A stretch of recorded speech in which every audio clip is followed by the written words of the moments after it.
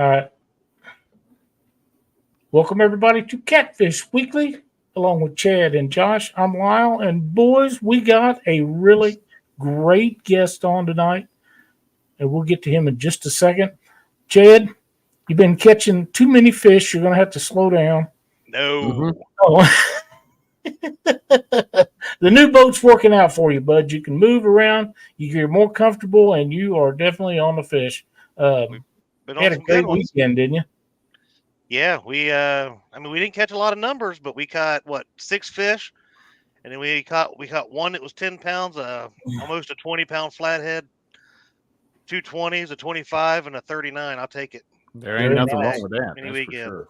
Great weekend, man. We're figuring them out. Apparently, a new boat taught me how to fish. I'm just Mm-hmm. Hey, if that's what it takes, you know. That's right. I might get that one with the crapper in it before long there, Lyle. You better hold on to this boat. It's been pretty good to you already. Yeah, well, I'm just saying, if getting a new boat has upgraded the quality of fish life, can you imagine what she might get me? I say that'll be like an 80-pounder every weekend if I have a boat with a crapper. I'm just saying. Before we get started, fellas, I've been getting a lot of messages from folks. In fact, 3 today about people wanting to know when I'm coming back to the show. Well, I'm back on the show tonight. Doesn't mean I'll be here every week. Doesn't mean I won't be here every week. Just depends on how things are going. But since we have, oh, looky there, Dee's been a member for 30 months. Thank you so much, Dee.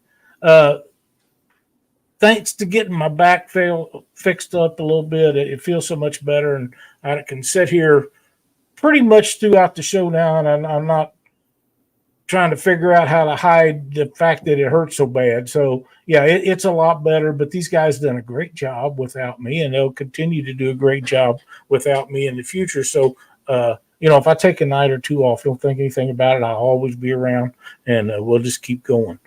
With that being said, Chad, what do you say we welcome all the people in chat to the show?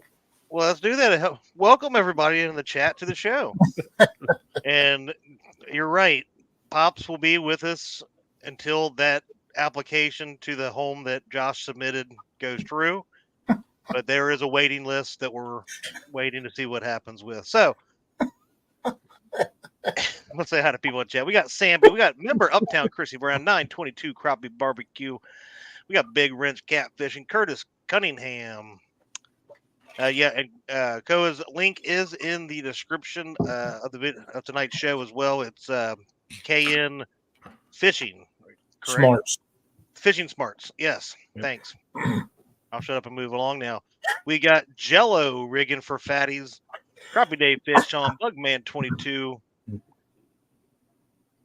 Sorry, member rigging for fatties. Member Brian B. Catfisher. Member the Weekend Angler. Ratfish 1000. Sean Abney. Member Mark from Catfishing Crappie. Creole Catfishing. Parker Pursuits. Bumpin' Mike Greenwell. Member and beautiful wife. Get Hooked on D Fishing. We got Quiet Man Curtis. By the way, one of them fish this weekend was his new PB. Awesome. Hey, good deal. Let's see where I just got lost. Buckeye Catfishing. Got Goober Time Guide Service. Pontoon Jody. The Weekend Angler says Lyle is Catfish Weekly. Daggone Lyle straight. is Catfish Weekly. Thank you, guys. Butterflies and Sunshine. Dale Hayslip. Keith Kostrab. I'm not sure if I'm pronouncing your last name right, so I apologize if I didn't. We got Cross-Eyed Catfishing. David Altizer. FOA Customs and Gear. Lance McCouguy. Said hi to all these nice folks. Scroll down a little bit more. Yep. I think I've got them all. Hey, when you catch as many catfish as I've been catching, especially these monstrous fish.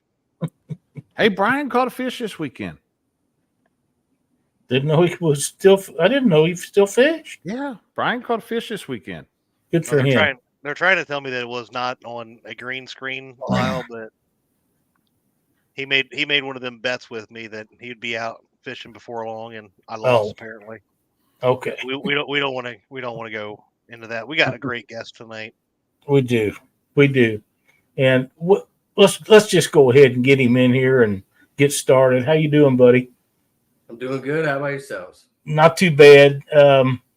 We had some questions about your name and how that become the title that you use, and your K&N Fishing Smarts is your channel name. Would you mind going through that for everybody? Yeah, I mean, just K&N Fishing Smarts. So I started on YouTube with a different channel called KOAW Nature about 7 years ago.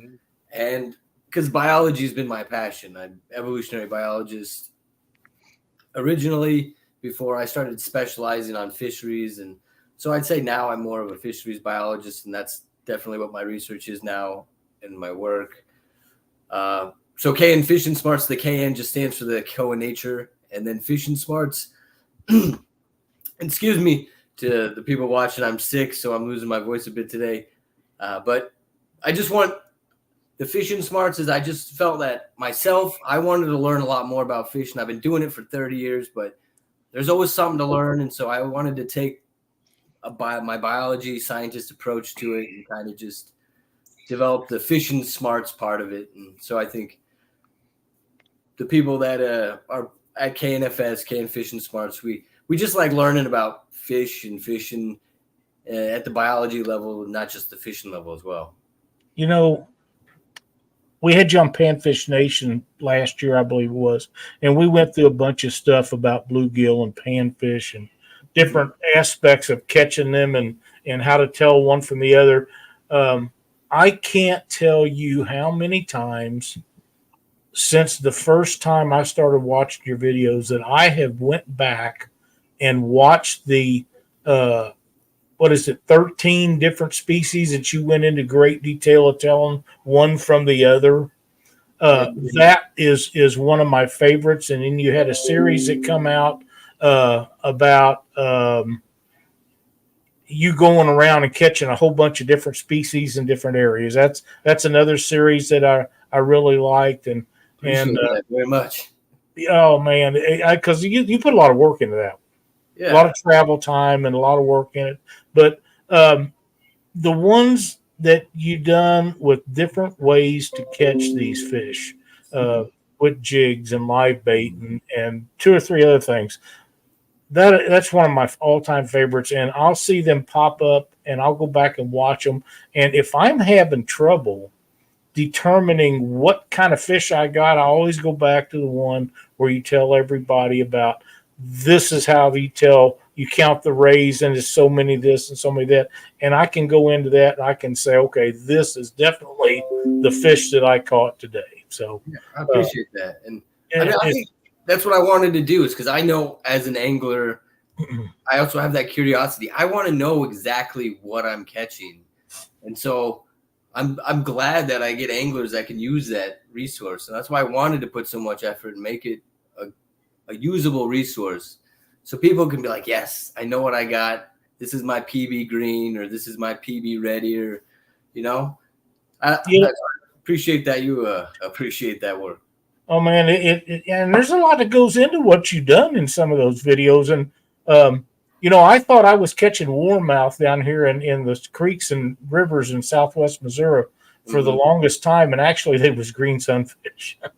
I mean, yeah, they both have those big mouths, and they have similar traits in how they like to hide and rip wrap and undercover. But you wouldn't be the first person to be making that mistake. So, well, I've done it for a long time, but now that I know the difference, I know what to look for, and it's just a wonderful resource. And I encourage all of our viewers and people that will watch these videos from now on to go back and check these videos out, and you might be surprised. You might have been calling something a green sunfish that really wasn't. You never know. And then I also added a good part of that for hybrids, because that was another part was I felt like there were so many hybrids being caught, because within that genus of fishes, they hybridize all the time. Yeah. It's very common within that genus. And so if anyone is ever caught up and think they might have a hybrid, I have some good resources at KOAW.org, and you can find that. And I hope it helps you. I do too. KOAW.org. Yeah, KOAW.org. Tonight we want to talk a little bit about catfishing. That sounds good. And I know that you, from talking with you before the show started, you've been doing some studies on a few things. Would you like to just tell us a few things about what you've been doing? Well, or can you? I can tell you. I haven't been particularly working on any catfish, though. Okay. I can tell you. It's catfish related. Yeah, okay. Yeah. Catfish related. I mean, go ahead, Chad. No, I was going to say, I think if not, we need to, steer your course of study a little bit to the main species of fish there is in the U.S., and that's catfish. But go ahead, sir. Go ahead. My bad. I do appreciate some catfish, and I do know that I have the privilege of access to some private fisheries ponds. So I went out the other day with my girlfriend, and we set up some rigs.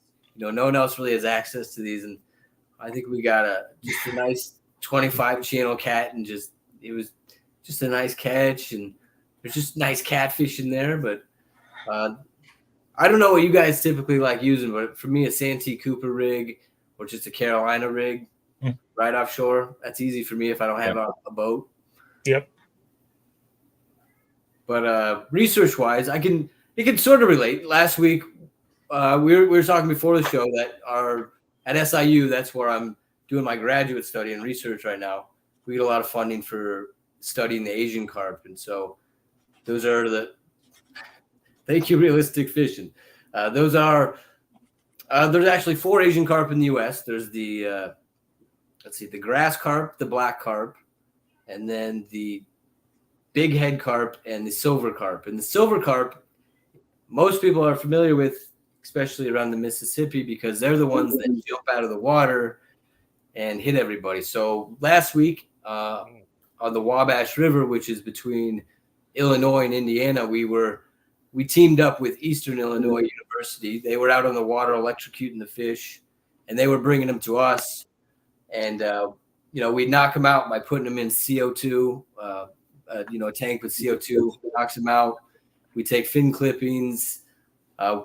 That way we can do samples to see what they've been eating. We put them in a stable isotope machine. We can analyze where they've grown up that way.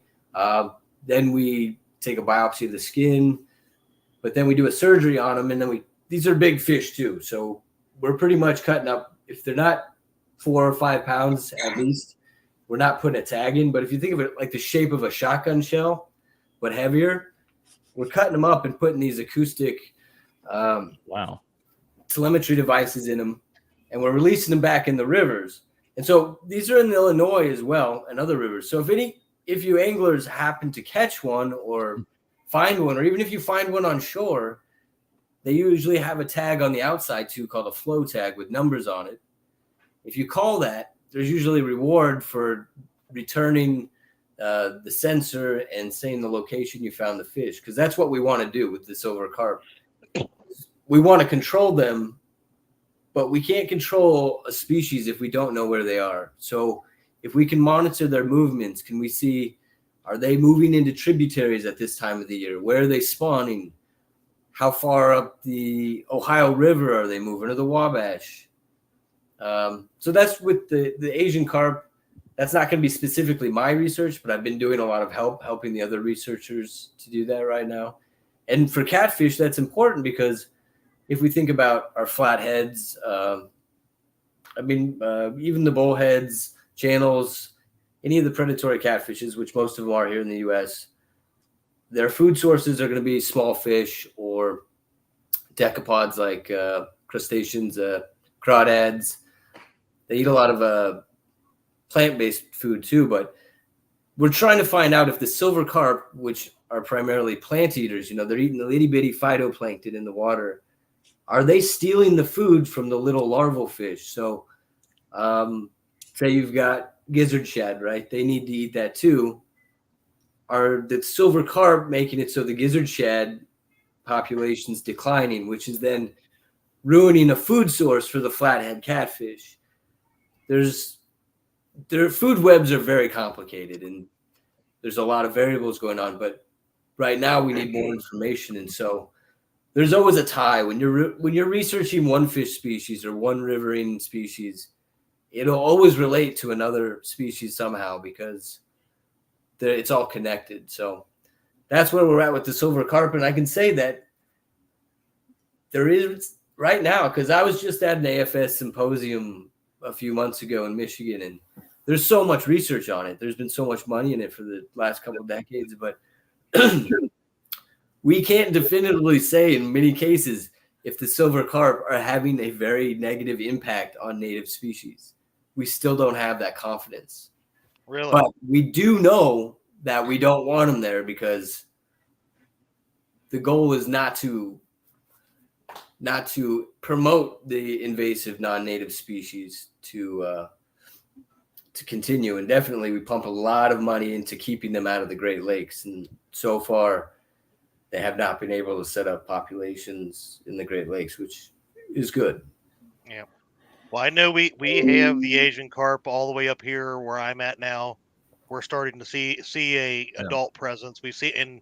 We actually have found the spawn, the baby Asian carps, which means they're starting to actually reproduce in our area.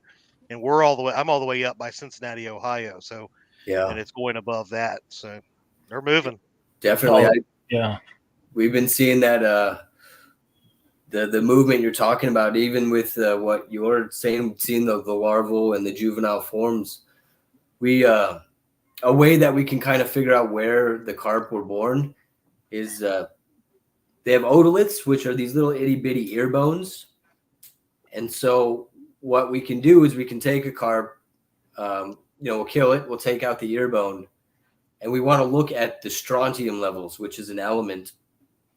And so we can match the element through a stable isotope machine. And we say, oh, this element level matches this part of the river because there'll be different areas with these different levels of strontium. And so we've been seeing that in the Ohio. It's climbing closer and closer. So it's a bit of a worry that they're spawning farther up too. So now, does there appear to be any like temperate range on those Asian carp? Is there somewhere that they get outside of their spawning ability? Or well, that's what we do want to find out. And we do know that they need a good amount of open water to spawn, because what they do is they spawn as far upstream as they can. They'll go up to like a dam because they need what happens is they're broadcast spawners. So the females are just shooting out their eggs, the males shoot out the sperm, and those eggs just float down the river, right? So they need a good distance for that. And it's a good question because eggs are for most species, eggs are temperature dependent usually. Mm-hmm. It'll affect how they're going to grow. So maybe with the climate change and the fact that temperatures are getting warmer and warmer the farther we're going north now, they might have an easier time spawning farther north. So that is a good question, a good worry, and I can't specifically point to a research with a conclusive result on that right now. Awesome. Good information. Well, we know that the thing is they grow so fast that it doesn't take very long. They have become a main source of dietary for catfish, blues especially, flatheads too, channel cats. They outgrow their ability to eat them pretty quick. But at some point, they grow so fast that the blues and the flatheads can't eat them either. And at that point, you're stuck with them, right? I mean, once they're that big, it's humans, otters, maybe a big muskie, big gar. I can't imagine a muskie being able to eat near as big a It's got to be one as a blue cat. I mean, a mouth that big on them. Yeah, they don't have many predators. No, that's it. But they're not bad table fare for humans if you don't mind eating them. Oh, since I came out here, I've had it. It's delicious meat. You got to pick through the bones. Yeah, yeah, there's some bones, but the meat is it's really delicious meat. It really is. It is. Dieter Melhorn has a question for you. Can you scientifically and positively identify the sex of catfish, channel blues, or flatheads based on exterior examination without a post-mortem examination of the nads? You know, that is a great question. And I can't say that I know that off of the top of my head. I do know that what he's referring to, the difficulty is it's called sexual dimorphism, where females and males look very different, or there's some exterior feature that you can look at that tells them apart. I can't say that. I know a method. I would love to look it up because I feel bad that I don't know that. Okay. But yeah, a lot of times with certain species that don't have that obvious sexual dimorphism, you either have to look at the condition of their urogenital opening, where the eggs or the sperm comes out. Because typically on females, that'll be more swollen during the spawning time and bigger. Otherwise, yeah, some species you just have to cut them open and look at the condition of the gonads. For years I always heard that the males had bigger heads and dishes or dimples and this and that, but I don't think that the general population can look at two fish and say, well, that one's a male and that one's a female. I don't think it's possible myself. Yeah. I'm sure some people have done some studies, and there might be. I know with some species that even all it'll be is just like a one fin that just happens to be 1/3 longer than the female or something. So I don't know if there's an obvious sexual dimorphism there. Yeah, I can't. Sorry. If by chance that you somehow can get that information and come back on or relay it to us, because right now 99% of these people wouldn't know they're from a hole in the ground. I mean, we've literally got people shoving fingers up their buttholes trying to figure it out. I'm just okay. This is what I will do. I'm a very good researcher, so I will research this and I will email Lyle so people don't have to be sticking fingers up their buttholes. And he can relate on your next show. Okay. I've made a note. Oh, wow. Somehow I knew that was buddy, and you know who you are. it was coming. I didn't, yeah. I'm glad. Well, like Josh would have been taking a drink. That'd have been great. Been buying me a monitor after that one. Let's go on to Oh, wow.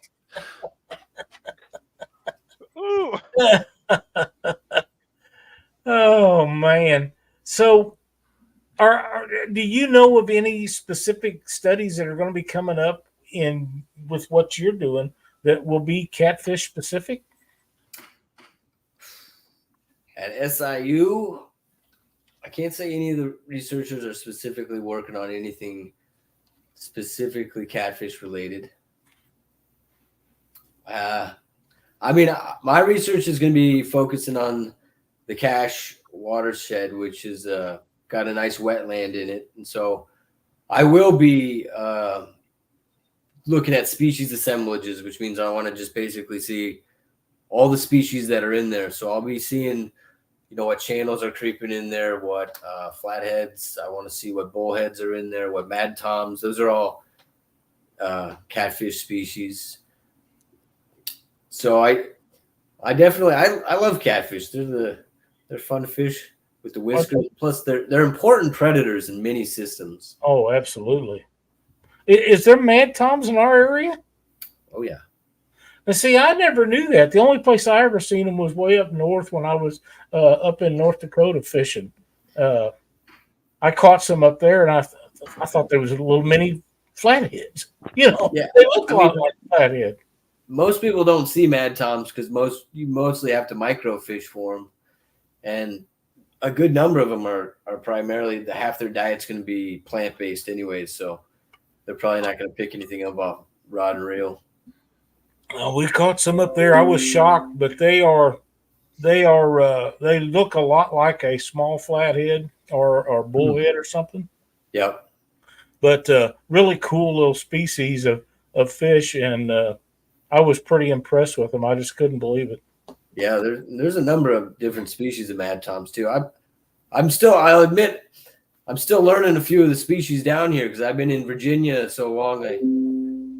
I gotta learn more of the cool species that are in the area here. Yep. That's awesome. Now, are you going to be in this area for a while? At least 2 more years because I have to finish this project I've signed up for. So good deal. Hopefully, we'll get together sometime between now and when you leave. And if you ever get down around Lake the Ozarks or down towards me, be sure to call, and we'll do something. We'll either go fishing or go out to dinner. We'll do something, you know. Hey, sounds good. But yeah, I'm going to let these other guys ask you a few questions because if not, then I will sit here and you and I will talk all night, and they'll sit there and answer questions and chat. So that's not really fair. Well, we do have a question from Jerry over at Parker Pursuits. He wants to know if SIU is still doing the study on the invasive black carp. As of now, none of the researchers or professors. I'm pretty sure that the grad students that were working on the black carp studies are gone. It doesn't mean that researchers aren't working on black carp studies, because I know at the AFS symposium there were some presentations on the black carp, because that's another one we still want to monitor. But no, at SIU, none of the grad students or professors are currently working on any project about black carp. Most of the money is coming at big head and silver. Those are the ones with the eyeball that's like really low and looks weird. I know they look like they come from Mars. They look like they're built upside down. It's just really weird. How many different species of carp are there in this region now? Like Ohio, Mississippi River tributaries, right? Yeah, so you've got the 4, which I went over, the Asian carp, and then you got the common carp, which is ubiquitous, and technically that's a Eurasian species. So all 5 of those species are not from this continent. Then there's goldfish, which I think technically count as a carp. Those are also not native. Yeah,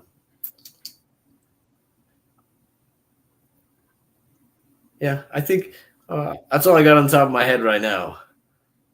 But I think it's a curious thing. I mean, the silver carp, all the carp that have been brought here were brought here.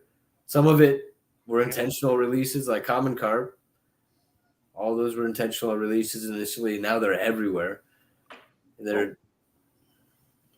What's up, Chad? That poses another question though in my head, because I'm starting to hear, and I've actually seen. I knew they've released some of the red-tailed catfish down in Florida.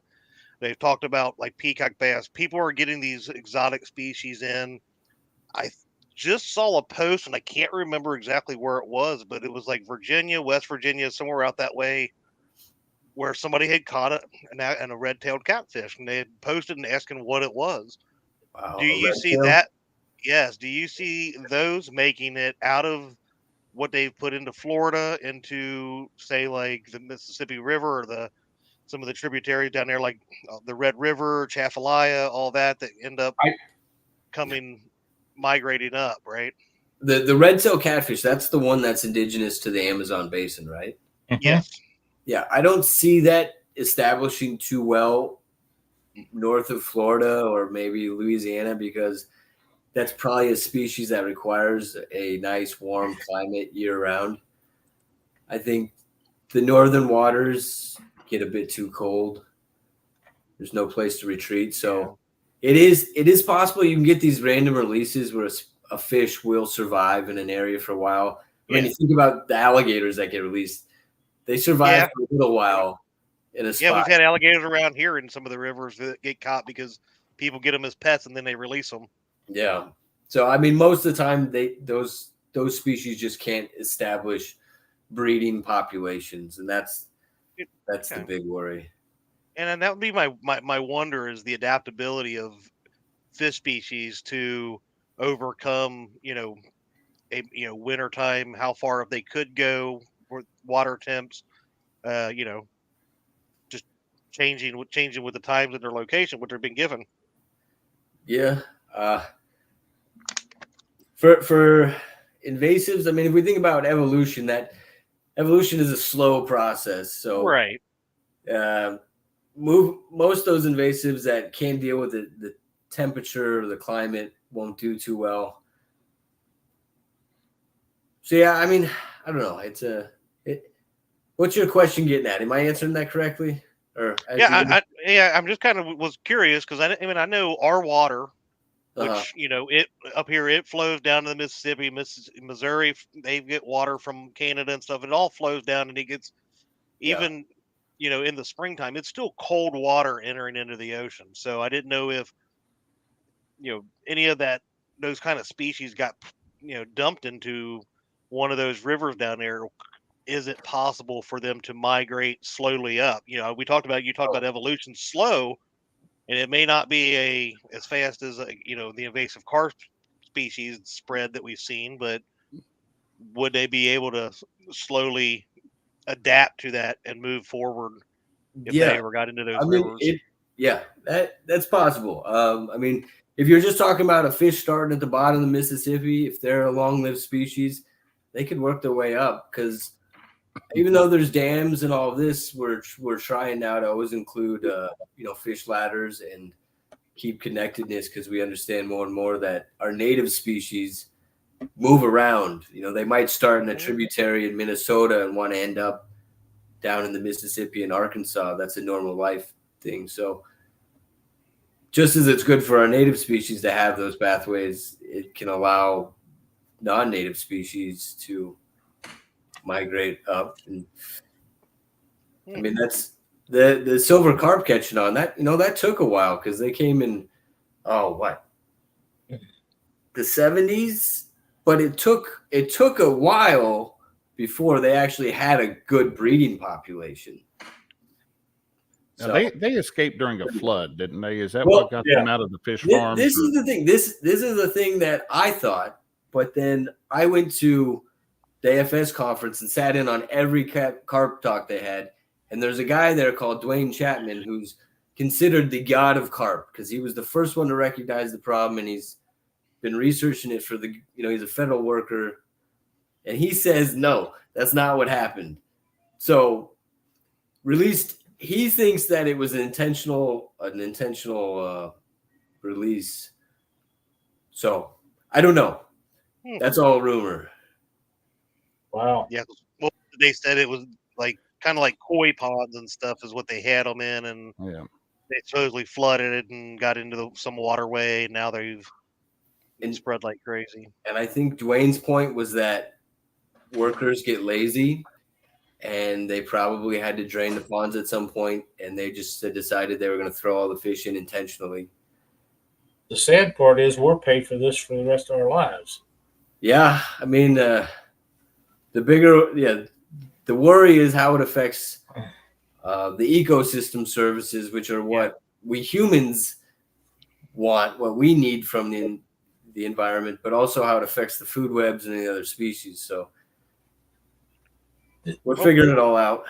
Looks like there's a question here. Yeah, Jeremy, he lives down in Louisiana. What's your opinion on the bull shark intrusion that we're facing in our river system? How it may affect our ecosystem long term? So yeah, he fishes. It's south Hey, this is Central-ish. Mississippi and Chaffalaya Rivers down there in Mississippi- Louisiana. Yeah, Mississippi and Chaffalaya rivers. Yeah, that's pretty cool. Bull sharks are one of the rare species that of sharks that have the ability to, because of their awesome kidneys, they can go from saltwater to freshwater. I can't say I've looked at any research on this, but I do know that it's quite common for bull sharks to enter estuaries and riverine systems. I know long ago one had crawled up the Mississippi really, really far. That's a great question on how it's going to impact the food web, but I will just say that the complexity of food webs, there's no way I could sit here and just say exactly what's going to happen, because you could get 5 different universities teaming up with U.S. Fish and Wildlife for 10 years trying to figure out how that's going to work. And all they would do is they would be able to present some models, and what we call models, they're just basically computer programs that give you best guesses. So I would say that if you get enough, I think this is a natural thing though. So even if they're swimming up, I don't think it's rare. They have this evolutionary adaptation for a reason. So they've probably been interacting in the food webs down there for a long time. Maybe it's just gone unknown. Just a random dog showing up in the. I like the dog. Yeah, Sorry, Creole. I wish I could be more specific, but if we just think about bull sharks, they're capable of going upstream for a reason. So they've probably been a part of those food webs for many, many, many thousands of years anyways. So I imagine their impact won't be too bad. I think the true annoyance is though when you have actual anglers who are nabbing fish, say you get a big catfish, and the sharks are learning that they can just follow these fishing boats around and grab the fisherman's catch.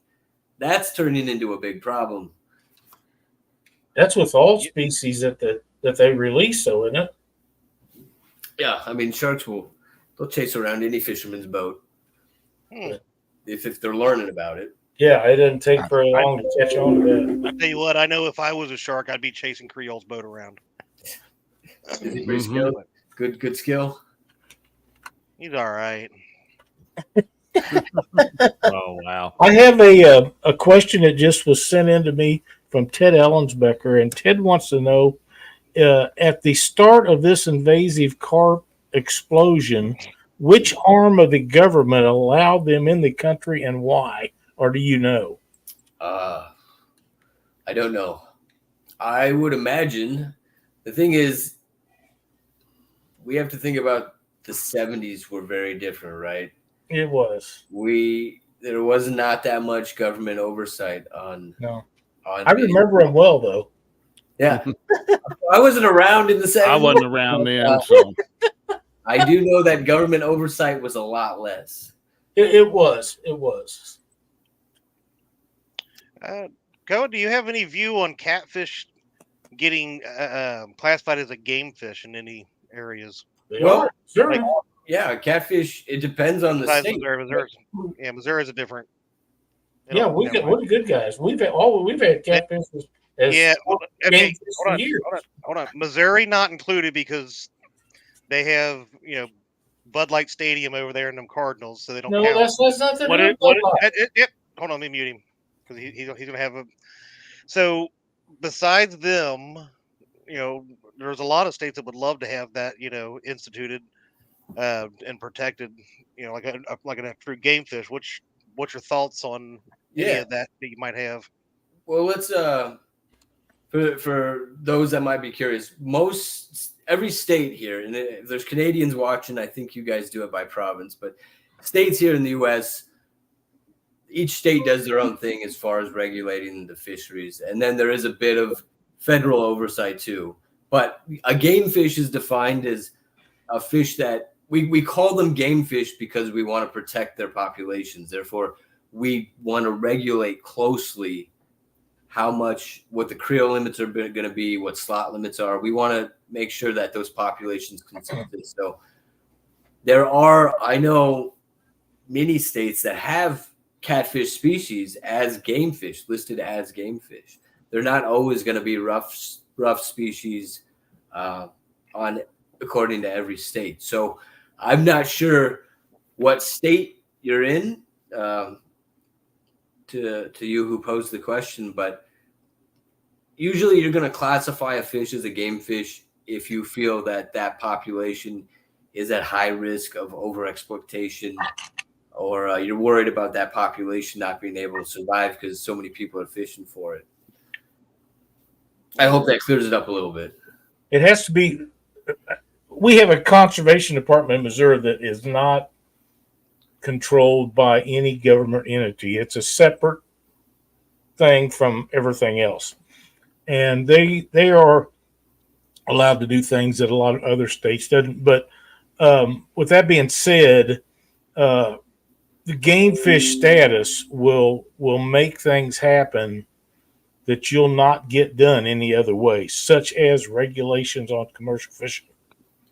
Without them being a game fish, and I've been told this by 9 different states, unless they have game fish status, there will never be regulations put on catfish to stop commercial fishermen from taking all they want.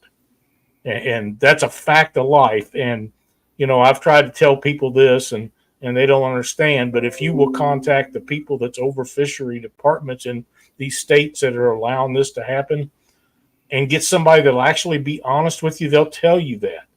Unless it's a game fish, it's never going to happen. And regulations are not going to be put in effect. Yeah. I mean, I'm not sure how Missouri does it, but like you said, there's only so much government. There's only so many, rangers and wildlife officials to even monitor this stuff. Yeah. And, commercial anglers, you kind of we put a lot of them on the honor system. That's right. It's from what I know, because I've worked with some people who've worked with that area. A lot of the money, though, is from the federal government, and it's going to our coastlines instead of monitoring commercial angling within the country. Yep. So, I monitored them yesterday. Oh yeah, you had the bad. And I didn't get paid for it. I lost money. You can tell your people here what happened to you. There we were. Oh no. Oh. If anybody wants to see what happened to me, they can go over to my YouTube channel and check out the video I posted just before Catfish Weekly went live. Yeah, that was a rough go around there. So. Yeah, that is. But it happens. And until regulations are put in effect, it's going to continue to happen. Mm-hmm. Well, they had them gill nets for spoonbill paddlefish.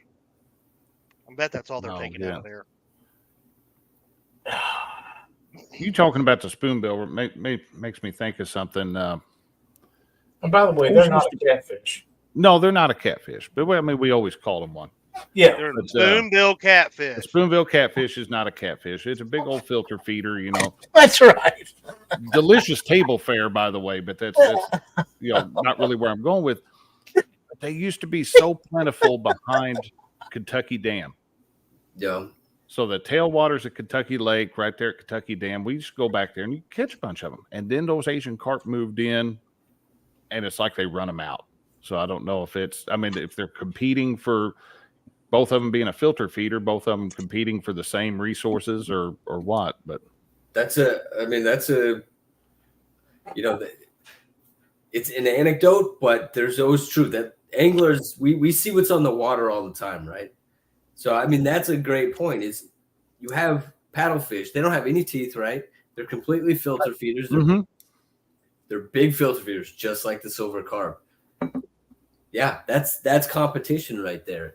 So that's a native species having to compete with a non-native species. So, that's what dam was that in Kentucky? That was Kentucky Dam. There's the right behind Kentucky Lake there. So okay, I'm curious. I'm wondering if anyone's actually taken some science to it, or it's just I know they've got it just to the east of there, just to the east of Kentucky Dam is Barkley Dam off of Lake Barkley, and they have a zone cordoned off behind that dam that's like a Asian carp research zone, and you're not supposed to have your boat in there, mess around up in there. I forget what I just steer clear of it anytime we're behind there. I don't want to mess up. So But somebody's looking at it. Yeah, The DNR. Yeah, they've come in, and I think there's videos of them going in and electric fishing, and that water just looks like it's boiling when they kick them all in. So yeah, that's what we were doing last week. They just jump right out. So you got to put a lot of electricity in the water too to stun them when they get big. Because they'll jump out of the water just hearing a boat motor, right? Mm-hmm. But when we actually put our anodes in on the front of our boat, they'll swim right by it. If you don't have enough voltage at the right frequency, they don't get stunned. Yeah, and when people are shocking those up like you're talking about, they're using big generators and not just a little battery operated whatever. It puts out some current, and I'm not going to get into. I was going to say something. I'm going to refrain from doing it on grounds that could incriminate me. Yeah, don't incriminate yourself. I'll say when we have a permit, we use a big generator that runs the whole time to power it, and typically we have 2 people up front that are trying to net whatever they can that gets stunned up. But I've watched the Missouri Department of Conservation do that, and they've done it 2 years in a row. About years ago, this was the biggest tournament at the time that anybody ever heard of. They was having 100, 120 boat tournaments on the Mississippi River when everybody else was having 5 and 10 boat tournaments, and they was giving away boats before it was ever heard of, And the Department of Conservation knew that they was having these huge turnouts, and all the big fish was coming out from around a dam on the Mississippi River, and they would go down there the day before and shock above the dam and below the dam all the way across. Huh. And of course those fish left, but hell, on that Mississippi River they just moved or just come back. Mm-hmm. And they was still great fish caught, but I can only imagine what the numbers would have been, because they're allowed to go past the marks. Yeah. It keeps you from going down in front of the dam or above the dam. I mean, they can go down there where if you get caught down there, you're in trouble. But they can do it and get away with it. That's where they was going, because we knew there was some big fish in front of the dam, and I put my bait, big old piece of skipjack, in a McDonald's coffee cup and floated it at 600 feet down there right in front of there, and then jerked it. It fell off. I didn't catch a damn thing, but I had dreams of laying out a big one in there, That's pretty cool. But that was the only way we could get, 600 feet. I mean, can't. That's a long gas. But those were that's the difference between somebody really, really wanting to win and try something and the guy that can't think of something. I like that. I'm thinking of a skipjack, shad, and the McDonald's cup right there. Put that in. That's a new one. That's a new one on me. So yeah, I've done that a couple different times down there, because they got to be there. There's so much stuff that gets washed up against those dams, trees and limbs and barrels and parts of trailer houses and whatever else is around. It all ends up in front of the dams until the flood pushes it through and they open the gates all up and it all gets washed out. But this was middle of summer. We're talking about June, July, August, somewhere along in there. And when there's a bunch of structure in there, there had to be fish in there, and I'm sure there was. But when you're talking about that far down, 600 feet, I'm guessing I'm right in front of it. I may have been 50 yards from it. I don't know. I'm trying to see a coffee cup that I got at McDonald's that morning and see it that far. But it would float up the bait, the sinker, and everything. And I just floated down, and I had a G30 Contender fluker reel, and it held a lot of line, and we just floated it right down the river. And that's how it was. That's how we done it. That's crafty. Yeah. I like that. But yeah, you're right on the structure bit. I mean, you guys know this. You're catfish anglers, but when I read papers and they're finding catfish, flatheads, even channels, blues, they're near structure. I think it's just probably a good way for them to kind of hide, because they want to sneak up on their prey. So if they're sitting out in the open, it's kind of obvious to tell, right? Yeah, my biggest flathead and blue both come from that dam below it, but still that same dam is where they come from. And Cindy and I, it would be so hot in the daytime, Cindy and I would wait till 10, 11 o'clock at night. We go down there and fish overnight, all night. And in front of them dams, the lights are so bright and all the bugs go to them lights. You can sit down there with a cool breeze and be very comfortable and fish all night and catch those big fish next to the dam. And that's what we enjoy doing. And then you go home and get under the air conditioner, take a shower, go to bed, and sleep all day. Yep. Nice. But that was, like I said, that's a long time ago. Let's see. Stan 2 had a question. Said, how does the average person or angler who really enjoys the science behind different species get involved with the local research projects? Okay. Looks like it cut off your other question there, Stan. So if you want to repost it.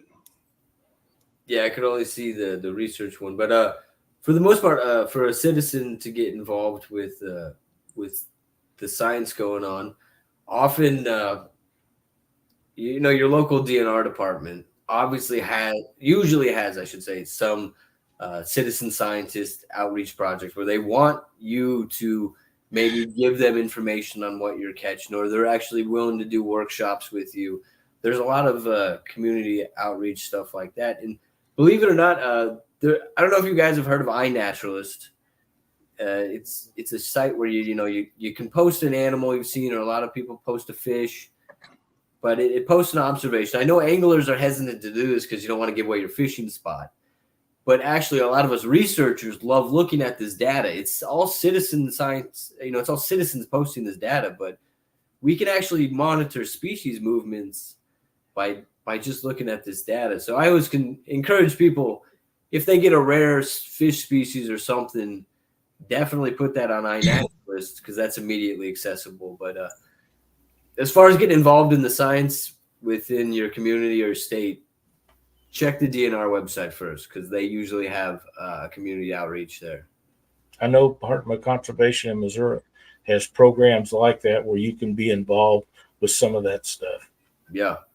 And the part of it is they want that too, because a lot of DNRs recognize that some angling communities kind of look at them like the enemy, whereas we have to look at the angling community and the DNR. We're a team, because we all have the same goal. We want to catch more fish, big fish. We want to make sure the species are doing well. So they want people to look in and see what we're doing, or what, so there's clarity. Yeah. Yep, I agree, and that's I know there's several programs in ours that a friend of mine does a lot of it, volunteer work, him and his wife, and they help people, especially kid projects, and that's not the only thing that's available. Like I say, they'll take help in different areas depending on what's available to do that, and that's always a good thing, because there's only so many of those guys and so much dollars allocated for that to happen. So when they get help that is volunteer stuff, most of the time they're going to try to take it. Yeah, I definitely. They appreciate that volunteer work. All right, here's another question. From a science standpoint, which would give a better fight, a 50-inch muskie or a 50-pound catfish? I would say a 50-pound smallmouth if they could ever grow that large. But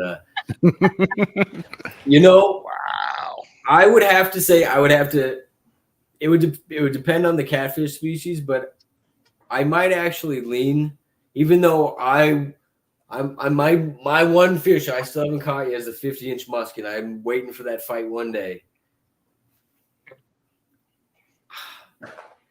It depends because sockets do this weird thing sometimes. They will fight you hard. So sockets are muskie, pike, pickerel, but they will fight you hard and they'll just go gung ho, and then suddenly they'll just do this thing where they're like, okay, just take me. They log up. They just straighten up and they don't fight anymore. So I've had a muskie, big muskie do that to me, and I'm like, this is not the fight I wanted. So I can't say which one will give you the better fight. I do know a catfish is more likely to immediately go down and bury itself in the mud, which can be a problem. Muskie will still try to. I know every muskie I've fought, usually the first thing they'll try to do is go into plants. I don't know. That's an interesting hypothetical. I'm going to tell you, if you get a 30 or 40 pound catfish in the Mississippi or Missouri River in heavy current, not necessarily Ohio, you will understand what a fight is all about because they know how to use that current to their advantage. They'll broadside themselves, and that's right. Not ever caught a 50-inch muskie. Have no desire to catch one because a 50-inch muskie is going to weigh what, 15, 20 pounds? 50-inch muskies should be, at that point, they're going to get in fat, so they should be over 35 pounds. Okay, 35, say 40. In current, that catfish is going to, it's amazing the fight they'll put up. Below a dam, which is the biggest piece of structure in any river system, and it's usually got some current in there. And whatever current is it, that's where they're going because they'll use that current to their advantage to try to get away from you. And the more current there is, the bigger the fight is. And it doesn't seem like they wear out all that soon now. But again, if you could get a 50-pound channel cat, hands down, that's the winner. I would love a 50-pound channel cat. Yeah, me too. I couldn't imagine the fight of a 50-pound channel cat. The 25 and 30-pound ones are just amazing. I mean, them blues, they have that initial hit that is just spectacular, and then it's like they come towards you, and then once they get within 10 yards of the boat, that's when you got a secondary fight.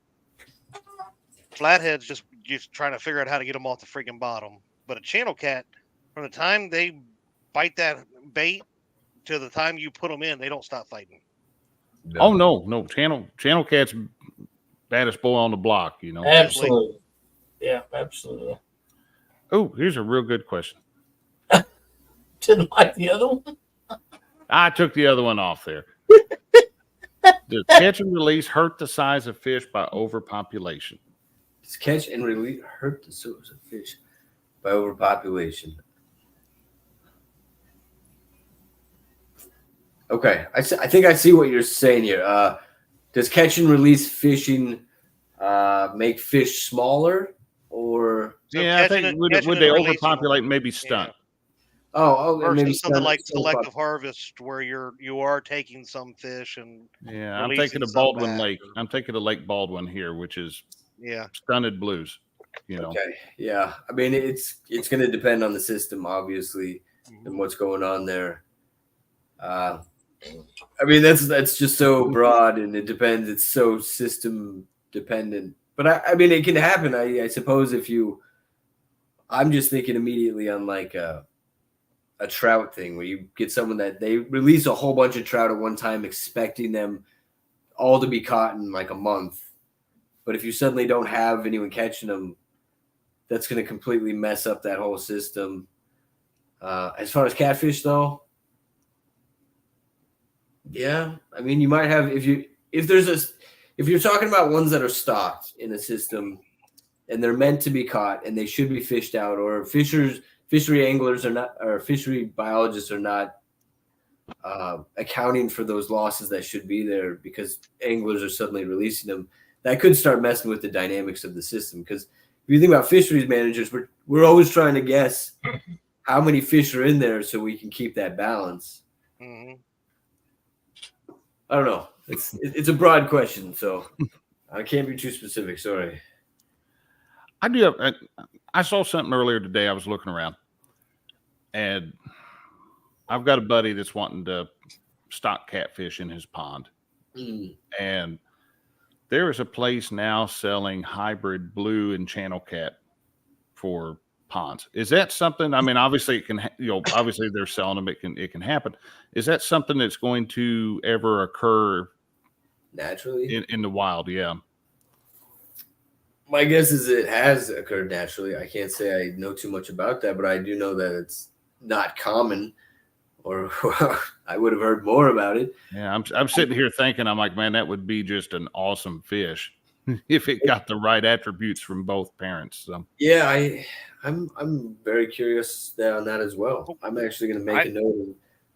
I had imagined. I've heard things about that though from in Kentucky that there's a couple smaller lakes south of me that they stock those hybrid channel blues in, but they say that they're sterile. I don't know if that's true or not. That was my question. And that was the thing. That's what I thought too. But then the one on that, and they just might be trying to sell more fish. They're a fish hatchery, but they said they're not sterile.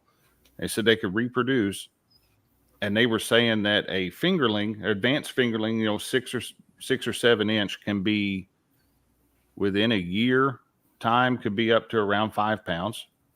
So I mean, I don't know how much is that them trying to sell fish, but you don't know. That's I mean, if they're not sterile, that's a big worry.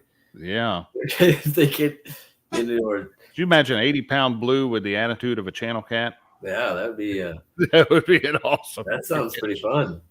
That'd be like Chad having Dockery's attitude. Ooh, I like Creel's idea here. He said we need a Wells flathead hybrid. That'd be massive fish. I just as bad as it would be for the ecosystem, I kind of wish we did have wells in the States, but yeah, maybe that's what we need. Some wells that'll eat the Asian carp. No, we can't keep adding invasive. No. Now, do they have a natural predator in Southeast Asia where those came from, or are they just you know what's funny is there are actually more of the silver carp here in the Illinois River than there are over in Asia where they're native. They're doing the Illinois River's full of better in the United States than they are in their own native territory. Yeah. So, we can ship them some back. Go figure. Yeah, I think we just have to get used to the silvers and just encourage people to eat it because it's good meat. Interesting question from Dieter. Said catfish sometimes develop a mud line on their skin at various times of the year, and it usually follows a shutdown in the bite. What's your idea on why this would happen? I have no idea. Dieter, you got these good questions for me, man, but I feel like I need to go specialize in catfish studies now. I will say that seasonality definitely changes fish behavior. All fishes are going to move to different spots. They're going to move to different substrates at different times of the year. There's going to be spawning differences. That mud line, I don't know. I that's about as far as I can hypothesize right now, because I don't want to say anything that's not true, and I just don't know anything on that. And silence happens. I was reading these questions. So Parker Pursuits wants to know, why is it at power plant lakes with blues and channels, the channels are always stunted? Well, I wonder if that's just, blues outcompete, probably. For food, you mean? Yeah. I mean, I know in Virginia where I was at, that was a big problem, and we had the research to back it up that the blues were outcompeting the native predatory fishes channels. So that would be just immediately probably my first guess on a large part of what's happening, but it could be something else as well. See, we have across the pond here, as I call it, because I'm in Kentucky and across pond over in Ohio, they're starting to introduce blue cat into a lot of their big lakes where they have excellent channel cat fisheries. I'm talking 20 plus pounders, are easily caught. And now they have a stocking program that every year they're introducing blues to multiple different lakes. And I just don't understand the need for that in those type of those areas where those channel cat fisheries are going to just plummet because the blues are going to end up, like you said, over competing for the food. So they're doing that here to Carlisle. Yeah. Carlisle's got a very aggressive blue stocking program going on. So I think a lot of that has to do with these places see the amount of revenue generated by some of these big fisheries that have introduced blue cats and they flourished, and the amount of people that travel to go to fish for them, and they look at that and say, we can have that. But to get that, we got to give up our great channel cat fishery, and I think that's wrong. I think that's very sad. I mean, yeah, ultimately, fisheries managers somewhere are making those decisions. So that's right. Whether they're getting the general or the majority consensus, that's another thing. Yeah, it's hard to say. If they'll go by studies and scientific facts that are known to be true, and use a good conscience and common sense, things will work out. But so many times, the amount of money that they look at that can be generated will overspend what actuality can actually happen. Because let's face it, if the economy in their area can be boosted, most of the time they're going to do what it takes to boost that economy. Yeah, it's amazing what money will do. It is. You're right about that. Yep. At least that's my theory. It's interesting from Danny. I've been told that when hybrid fish breed, that the offspring will revert back to one species or the other, but hybrids cannot produce hybrids. Any research on that you know of? All right, so leave that question up there for a sec. Okay, so let's take the centrarchids, the lepimids, the bluegill family. I mean, that genus there. They can hybridize, and within that genus, those hybrids are often, depending on the cross, they are fertile, so they can have offspring. So let's say you get a bluegill and a red ear, you get a bluegill, red ear, sunfish hybrid that's fertile, that can have offspring. Now, typically, let's say you have another hybrid. Typically, the hybrid and the hybrid, even of the lepimids, they're not going to be able to reproduce because the fertility of hybrids is generally lower. Think about the sperm of the males is usually just off. It's not as we'll say potent as a regular fish, or females are not going to be producing as many eggs. So it's very rare for two hybrids to reproduce that can. But let's say if they're capable of doing that, which is, I suppose it's theoretically possible. I don't remember reading. No, labs, they've done it. Yeah. In labs, they've done it. In the wild, I don't think it's caught. So hybrids, I don't know if you can say can't produce hybrids, but hybrids within that genus can produce a livable fish. But what often happens in nature is if a hybrid is lucky enough to have fertile enough sperm or eggs to reproduce with another pure species, then you kind of think about what happens there. That backcross specimen is going to be, now it's only going to be like a quarter hybrid genes. And so eventually it'll revert back to a normal species in evolution. I mean, not in evolution, as generational times pass on. But most of the time we have to think like hybrids, if all the fish could hybridize all the time, we would not have any species, normal species, because you'd constantly just have this mashup of species. So we just have to remember that hybrids are usually not successful in reproduction, even if they are fertile. It's just how you keep species. So I hope that answers it a little bit.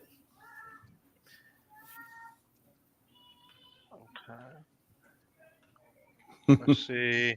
Like Curtis, yeah, again, nothing wrong with saying I don't know. No, Most not people at have all. too much pride and won't say it. And that's what I remember when you were on Panfish Nation with Lyle and Mark before.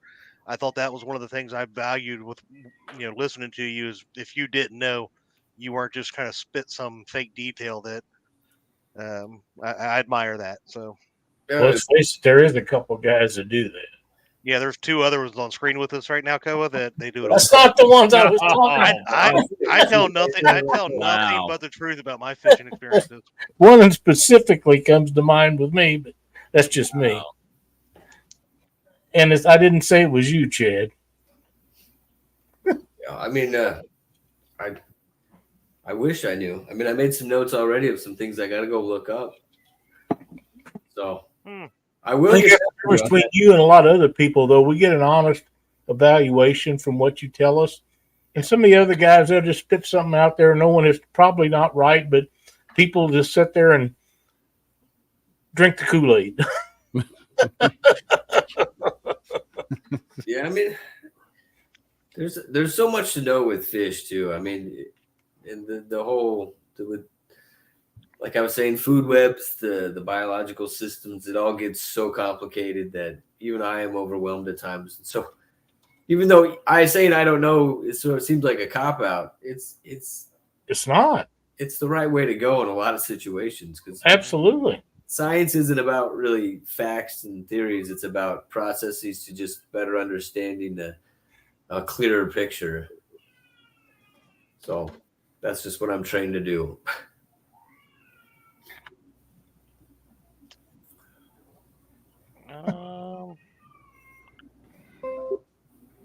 Got another question from Dieter there about pay lakes, because with the increasing impact of pay lakes on public water fisheries, do you believe it is possible to rapidly grow trophy catfish in an adequate or agricultural environment for sale to pay lakes versus them, stealing and raping our rivers like they do? Can we give them an alternative? Oh, that's a very good question. Like Miracle Grow in the water. I mean, I'll try that in our river. You're talking about a trophy catfish, though. That's something, even if you're trying to raise that in aquaculture via that husbandry, that takes years. Really? Yeah, I mean, think about a giant channel cat. That's going to be at least a 25 pound channel cat probably is at least 15 years old, right? In most wild systems. I'm guessing, yeah. Yeah, I guess. So yeah. It'd be easier to do something like that maybe for largemouth bass. I mean, you can start getting trophy fish 5 years, 4 years, maybe 6 years. I don't know. That's a good question. Is it Dieter? He's got the good questions. Yeah, he does. He's up to speed with quite a bit of stuff. We But give him a lot of crap, but he's up to speed with quite several things. Yeah, he's definitely got his finger in it and on it. I see time being the biggest issue there in raising trophy fish, at least. If you're going to do it in the aquaculture section. I know that people like the term trophy catfish, but if you will check with any of the departments that are trying to get regulations passed, they will tell you that's the last thing that they want to be called. Call them breeding size fish. It will go a lot further about getting your agenda done. Breeding size fish. Breeding. They don't want to hear about trophy lakes, trophy this, trophy that. Mm-hmm. Breeding size fish are what is the terminology that'll go lots further about getting regulations passed. Interesting. And you can check that out. You just contact any of the conservation departments with any state and ask them about terminology to what would help to get regulations passed and see if that's not what they tell you. If it's changed in the last couple of years. Okay. There's a great question right there. Yeah, Alrighty. William Maynard. How far will a flathead travel from their home range? You know, I have no idea, but I'm definitely putting that one on my notes because I'm very curious on that. The studies that was done in Missouri. Now, these studies that I'm talking about are several years old. The average that they come up with, and they done their study was a 1 mile range from where they was born, but there's always exceptions to that rule, and you'll get one that'll go many miles further than that. Blue catfish are known for traveling great distance. In fact, there was one, and I've told this many times on the show, one that was tagged between Columbia and Kansas City, Missouri. 3 years later, it was caught below Memphis, Tennessee. And my question has always been, not that it made it there, because they are known to travel long distance. How many times did it make that trip is what I want to know. Yeah. Because they go up and down that river. A lot of them winter in the southern states and move back up through the dams. They'll go through them dams and go right up that Mississippi River. So, and a lot of times they'll get to St. Louis, and instead of going up the dams, they'll head up to Missouri now. I'd turn I'd around and go back where I came from. Once I hit St. Louis and I saw Bud Light Stadium, I'd turn around and go back the other way. That's there we go. We're done with that. Yeah.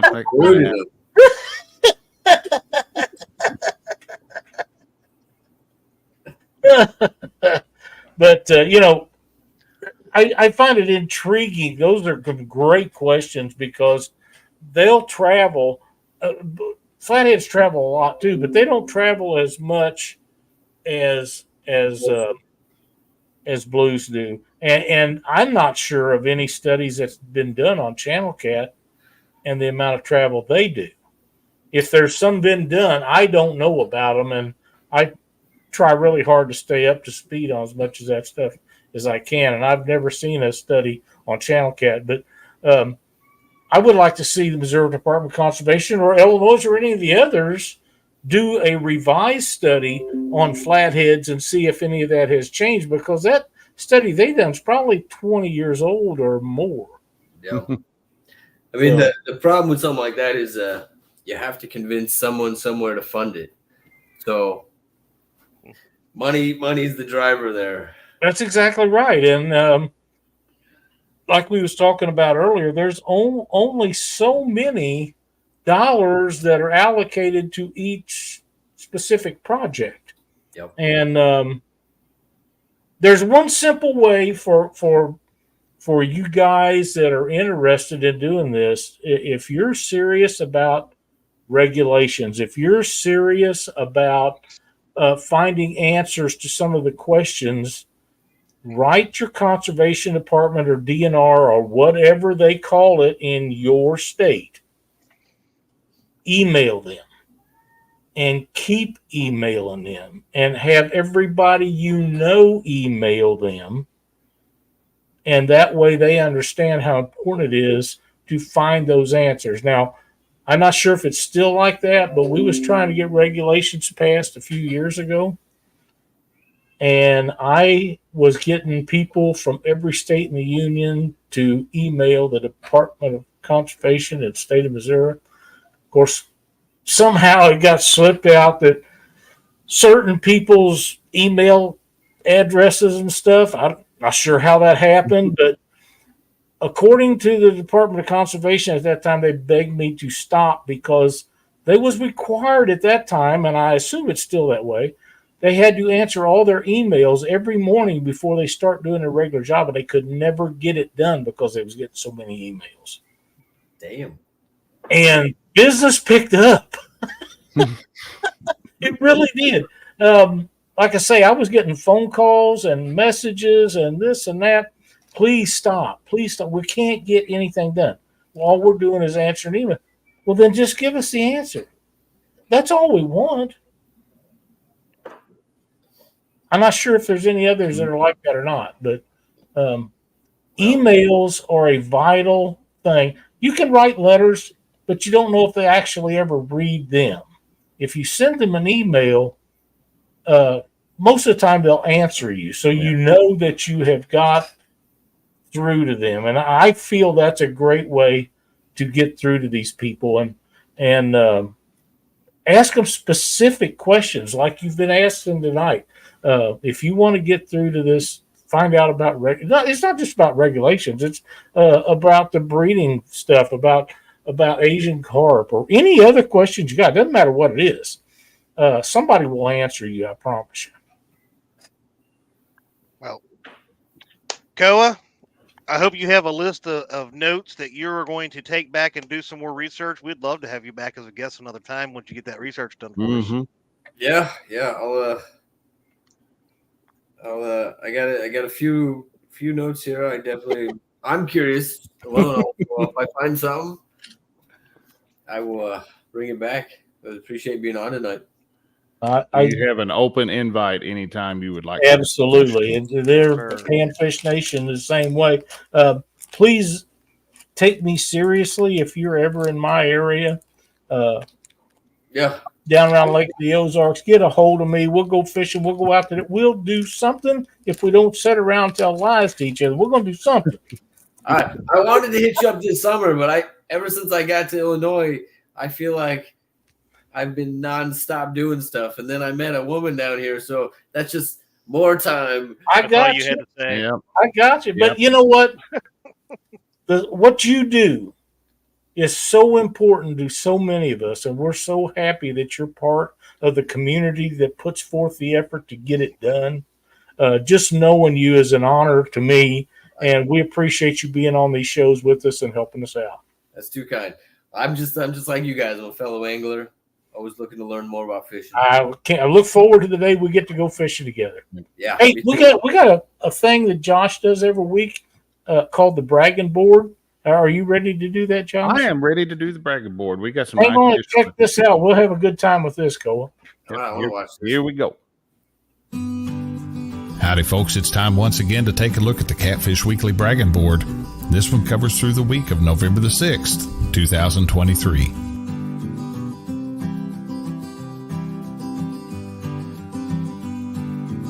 Leading us off this week, we have David from Greenwell Fishing.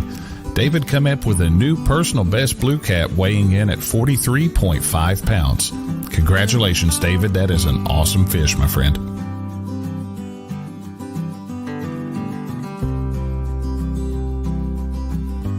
Next up, Laura from Creole Catfishing got her husband Jeremy to hold her fish for her because it was good and angry. But Laura came up with a 40-pound blue cat while out fishing this weekend. Congratulations, Laura. Great job.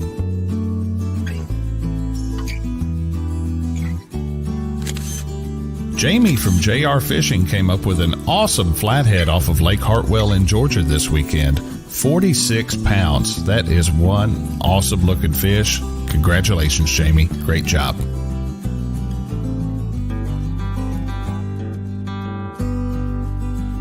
Our good friend Brian from Brian B. Catfishing came up with a 30-pound blue cat this weekend. It's awesome to see Brian out catching fish. Great job, buddy.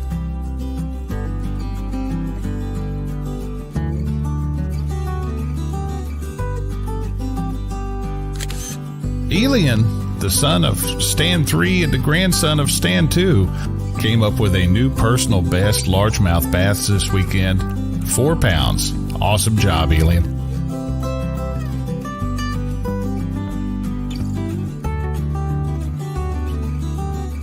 Catfish Weekly's own Chad from Fields to Water came up with a couple of nice fish this weekend as well. An 18.5-pound flathead and a 39-pound blue cat. Getting it done on the new Polarcraft boat. Congratulations, buddy. And closing us out this week and showing us how to take a picture of a fish, Lyle, Catfish Weekly, come up with a nice little sandwich cat. Great job, buddy.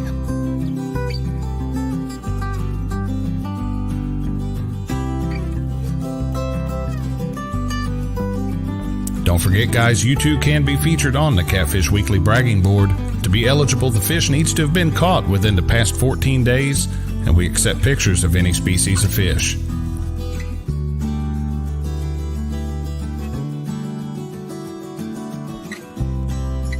To get yourself or a friend on the bragging board, all you need to do is email your fish photo to pics@theweekendangler.com. Send us the information shown on your screen, and we'll get it on the board for you. Thank you all for watching. Have a great week. Job, Josh, as always. I do have a fish on message. there. It was, and I do need to extend my get big, longer arms for fish like that. I really do. I did get a message from Ted Ellensbecker that said studies have shown now that usually a 25-mile range on those flatheads. Wow. And I'm sure that Ted's up to speed with that because, like so many of us, he stays up to date with a lot of that stuff. So, oh, by the way, I did catch some fish bigger than that yesterday. Yeah, but that's the picture I used. And that's okay. I don't care. That was funny. That's called creative control, and I exercise it every once in a while. So. I understand completely. I would do the same if it was in my deal. That's a great little outro. I like how you put that together. It's Thank you. great. There were good fish on there too. It's gotten popular. I mean, we brought that out first part of this year, about April, I guess. We started in with the bragging board just as a trial thing, and now every week we've got people sending in stuff. So, what keeps it going is everybody sending their fish pictures in. So it's really been a blast having you on here tonight. I can't tell you how much it means to all of us to have you on the show. I hope that you will come back and do another show with us. I think I told you before on Panfish Nation, if there's ever anything that you want to share or you have any new content that you want to get out, don't hesitate to get a hold of one of us. We'll be happy to post it for you and help you get it out. And for all the people that's watching tonight and will be watching in the future, if you haven't checked out KOAW's websites and stuff, the links are down below in the description. Please do so. You will be impressed with the quality of what he does and the information that he has made available to all of us. And you will be pleased to check it out. I promise you. Yeah, I appreciate that. And again, it's been a pleasure being here. Enjoyed chatting with you guys tonight. If you hang on just 1 second, we got a guy that probably want to jump in here after the show yeah, I can probably stick around for another 10 minutes or 5 minutes. There you go. Thanks everybody for watching. Chad, you want to close this out? All right. Thanks everybody for watching Catfish Weekly. Have a great week. Have a great week, y'all.